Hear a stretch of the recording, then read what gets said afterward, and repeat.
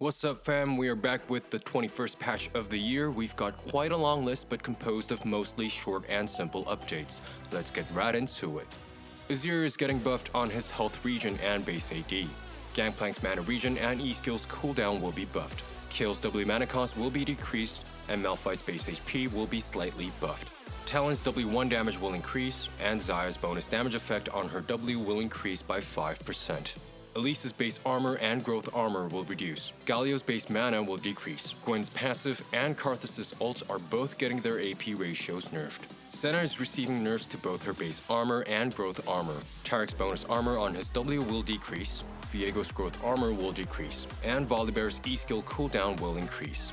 Fiddlestick's current health ratio on his Q will be nerfed, and Yorick's passive damage will be nerfed as well. Good news for Corki players, Corki gets another notable buff in this patch. His passive damage has increased by 5%, W's base damage, AD ratio, his ult's base damage, and AD ratio are all getting buffed.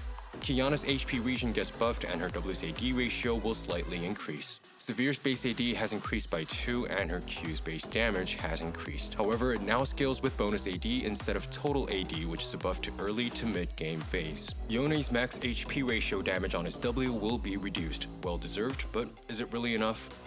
Aurelian's soul gets nerfed on his base HP and the AP ratio on his E skill. Brand's mana regen gets nerfed, max HP ratio on his passive explosion damage will reduce, and his Q's mana cost will increase. Camille gets a remarkable nerf in this patch. Her base HP gets reduced by 20, her W's base damage gets nerfed, bonus AD ratio on her E gets nerfed as well. To make matters worse, the base on hit damage on her ult has been removed. Hui's QQ combo's AP ratio gets slightly nerfed and his E's cooldown will increase. Kai'Sa gets a huge damage nerf on her passive. Its first damage, bonus damage per stack, and max stack explosion damage will all get nerfed.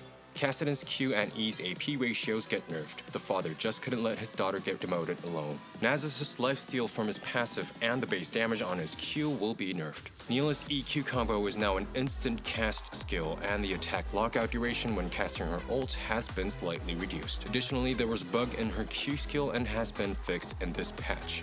Irelia's Q gets buffed with reduced mana cost, cooldown, and increased AD ratio, but his bonus damage against minions has reduced and her ult no longer reduces her Q's cooldown. Swain gets an adjustment to all of his skills except his W. His passive healing now scales with his level rather than at specific intervals. His Q's mana cost and base damage get buffed, and his E's projectile returns faster though its hitbox has been slightly reduced. His ult's AP damage ratio will be nerfed, his healing's AP ratio has significantly decreased but now scales with bonus HP, and the ult's cooldown is fixed at 120 seconds across all levels. He can cast the explosion effect multiple times with an 8-second cooldown, which won't be affected by cooldown reduction.